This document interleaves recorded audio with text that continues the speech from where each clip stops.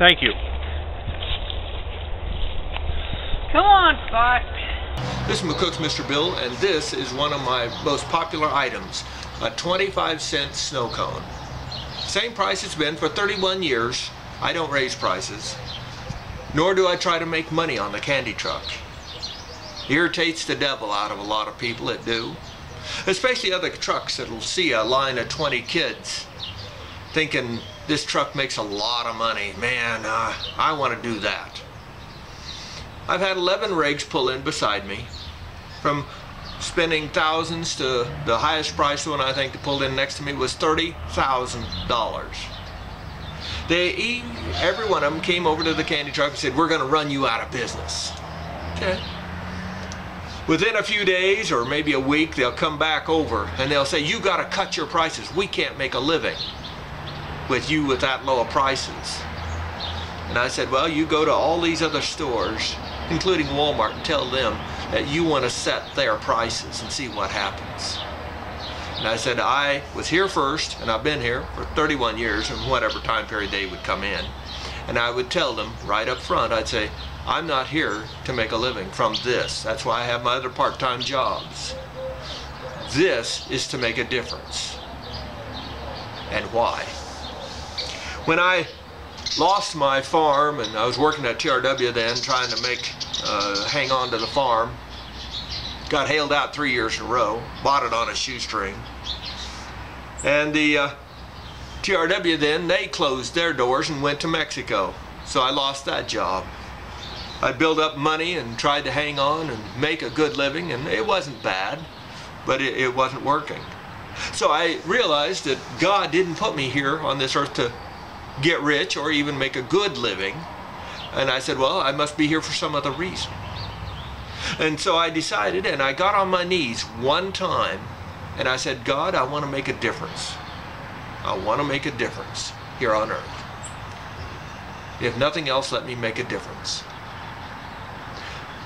Within short order, a friend of mine came over and he said, "I ran out, I'm going broke. I'm quitting my candy truck, snow cone truck." He said, "I can't make it here in McCook," as a half a dozen in that same time period couldn't make it either.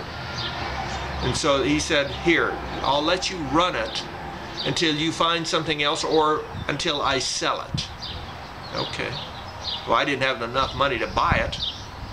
And so but I did run the streets, and I learned the ins and the outs, and he didn't sell it for 6 months. And that 6 months of training taught me what was going wrong with it, why it didn't work, and why it couldn't work for the average person, unless they're willing to work other jobs to pay the bills. And I said, this is how I'm going to make a difference. And so I started doing it. I didn't realize the negativity that the parents would have against it, but I couldn't blame them, because a man running a snow cone truck could be negative. So it took 20 years to really get it going well. I said 20 years to get the respect that I needed, because no one trusts you with their children. But when those children buy from you and they grow up, they will more than gladly bring their children to you. So I've been doing it for 31 years. Needless to say, it works quite well now. But it was a very long, dry spell, to say the least. And of course, it was never about profit, other than to break even. If I don't break even, my wife gets a little testy with me. For example, the snow cones cost 40 cents, I sell them for a quarter. But with that in mind, though, the blessing is to be on the street with the young people and anyone that needs help, and to give them guidance. And to, for example, when they talk about going and doing something on the dark side, be it drugs or whatever, I don't talk down to them. I start out by saying, well, that's a great idea, but have you thought about the consequences? Are you willing to pay the price if it goes wrong? And then I don't leave it there. I give them other options, be it gardening and things such as this. Again, when you can grow a pepper plant and make $12,000 worth of product off of it, maybe that's something you ought to consider, rather than going into the line of drugs and do something illegal. Mr. Bill has been there, and he has stopped more fights than any cop, preacher or teacher on the streets when you're talking about young people. I was there at the right time. And I didn't do it with force, I did it with verbal discussion and common sense and keeping everything calm when the world around was screaming and hollering or wanting a fight. Mr. Bill tried to make a difference in the kids' lives when their parents weren't there for them.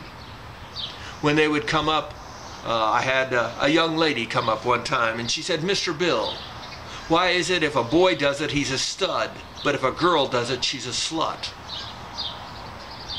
Now that's the kind of statements that you have to break out the Bible and say, and give her quote verses of why it is that way here on this earth and why she should be above it and not follow the herd. And not follow the herd. There's all sorts of ways that I've made a difference. I've also never smoked a cigarette in my life, and I've never drank a beer in my life. Ever. And that I can preach then to the kids. You don't have to do it. If I can do it, you can do it. What one man can do, another can do. All kinds of things I have done to try to make a difference in this world. I hope in your way, and you probably can do a lot better job than I do, make a difference before you go to the other side. Make a difference. Rate this film.